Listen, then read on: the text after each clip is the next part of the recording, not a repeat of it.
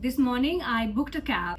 The cab made me wait for 20 minutes and then drove right past me and then cancelled the ride because I think he didn't like my face. I accidentally booked a Tamil movie, a language that I don't understand, instead of its Hindi version. I broke my umbrella. I was turned away from entering the premises of the theatre because I arrived too early for my show. And yet all of this was less chaotic than Coolie the Powerhouse. Okay, before I move forward, please subscribe to my channel, like and share the video. Okay, first off, let's remember that this movie marks Rajinikanth's 50-year milestone in the industry and is directed by Tamil cinema's latest action movie maestro, Lokesh Kanagaraj. He's behind all the Vikrams and the Leos. So if you bring Lokesh and Rajinikanth to the same room, you are expected to be blown out of your seat. But instead, you get something which is a whole lot of nothing. Straight off the bat, I will not attempt to critique Rajinikanth's performance because he serves exactly what you go in expecting. His cigarette flipping swag, hair swishing head turns, sharp as the axe that was lodged in his back one-liners, scraped, roll, none of that matters. Rajinikanth's panache is ultimately the centerpiece of every Rajinikanth movie and we are all very grateful for it. But what about the rest? Okay, let's start with the storyline. Lines. Here is what I think it was intended to be. An ex-coolie union leader heads out to find his friend's murderer and exact revenge. This is literally all it would take to give you a compelling 3-hour show. Instead, what we get is a movie counterpart of those overhanging wires you may have seen in very congested areas with a lot of rundown buildings and some 50 lakh people per square meter population. The only difference is that these wires actually work until some short circuit happens. The jumbo jumble of plot lines here starts with a port mafia's lackey called Dayal, who runs a very tight ship or port. He is the epitome of cruel. He shows no mercy to traitors. He smells police informants amid his workers and he identifies one and gives him a very gruesome death. Immediately you see these cranes in the background put to good use. At this point I was thinking that the movie is about a very smart police mole who outwits a syndicate. But no, the scene then moves to a hostel which is being marketed as a mansion. I thought it was a joke. The master of the mansion is Deva, who is, I think, making keema in his intro scene. He hates alcohol with the passion of an erstwhile alcoholic. Deva, of course, is Rajinikanth, who you know has undeniably aged under all that makeup and wig. Who is he, you wonder? How does he fit into the finding the police informant plot? He is a coolie, it turns out. But he's not currently employed, so he's an ex-coolie. Once upon a time, he used to work for the syndicate, but you don't get more than a 5 or 10 minute flashback towards the end of the movie. What's his importance then? His importance is his dead friend, who was a scientist somehow, and his specialization was what?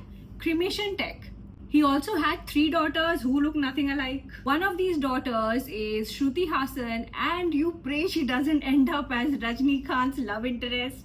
Okay, at this point, you and Rajini both think that the movie is about finding out who killed Katappa. But it's not that either, exactly. Then you are introduced to Simon, who is Nagarjuna. He is the top villain of the villain pyramid. He has style, swagger, international connections, but not enough screen time. The movie absolutely misses to establish him as this evil overlord. What a miss! He only appears on and off, and his impact is diluted further by a subplot of a son who works in customs, has a lover, who by the way turns out to be another important person in the whole scheme of things. Oof.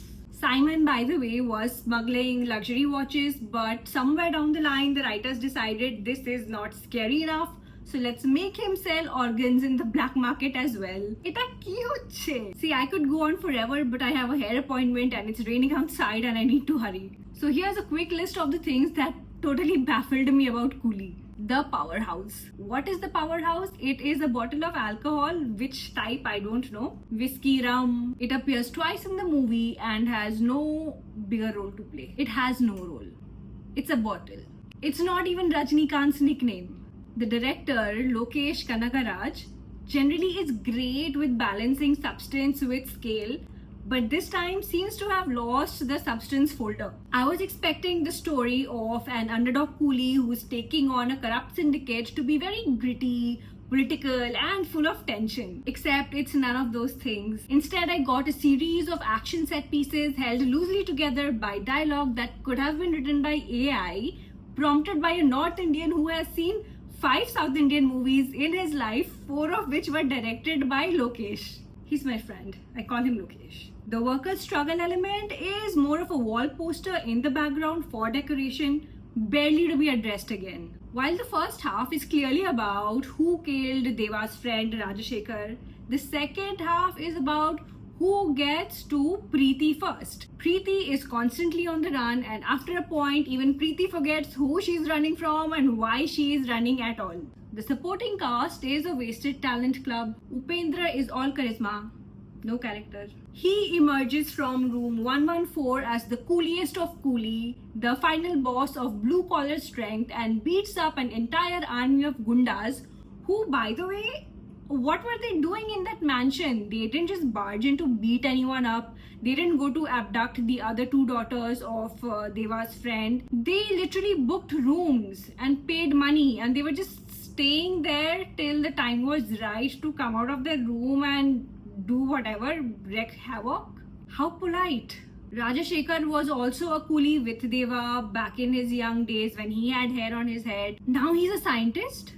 How did he become a scientist? And why is he so obsessed with cremation? Anyway, he dies. This guy Zayal, he had so much potential. He could have been more than just a person who's sometimes villainous, sometimes a loser because he's crying for mercy. Again, he is villainous, but he has a middle layer boss who is calling all the shots. So I don't know what he is. If this section and intersection and collision of plots is not bad enough for you, there is one more. There is another subplot which deals with corrupt police officers. By now, I have forgotten Simon exists, why he exists, what he's doing, how many sons he has, how many daughters he has. I don't remember anything. Shruti Hassan is reduced to plot furniture. I think her character was supposed to show women in a better light, not just as a love interest of the main guy. I think the writers might have wanted to show her as a scientist, but then the story goes like she was a medical student and then she's doing all these engineering things, helping her father, but all she's doing is just pulling a lever constantly, and then when the time comes, she says she does not know how to operate this whole machine, which was really why Simon's guys were after her, so that they could get her to some warehouse or whatever to operate that machine. Amir Khan swoops in for a cameo that was so random that I was like worried for the movie because it was almost over, and here it is trying to introduce another plot angle. I mean, I see what the movie was trying to do, get the biggest names from the regional movie industries. This was the first time that I thought that maybe there is no unity in diversity. Keep things diverse, because it gets too confusing. I kid you not, I waited for a post-credit scene to see another regional superstar appear. I don't know, Jeet maybe from Bengal. Do you know how many South Indian movies Jeet has remade? The music was also doing overtime. Anirudh's powerhouse track deserves hazard pay for carrying half the movie's energy on its shoulders. The background score was relentless, Baba. It was as if the music is terrified of leaving you alone with the script for a single second. When the movie finally lurches into its climax, you are not at the edge of your seat, you are just relieved that you can finally go home. A quick spotlight on the good things. Rajnikant, of course. The man walks into the frame and you can feel it. But even he can't rescue a screenplay this lazy. Or not lazy really. The opposite of lazy actually. It's hyperactive. It's so active you don't know what's going on anymore. And did you know if you put Sobin Shair and Pooja Hegde in a dance number, it is the man who steals the show. Hrithik Roshan who? The next thing that I really liked is that the movie explored parent-offspring connections.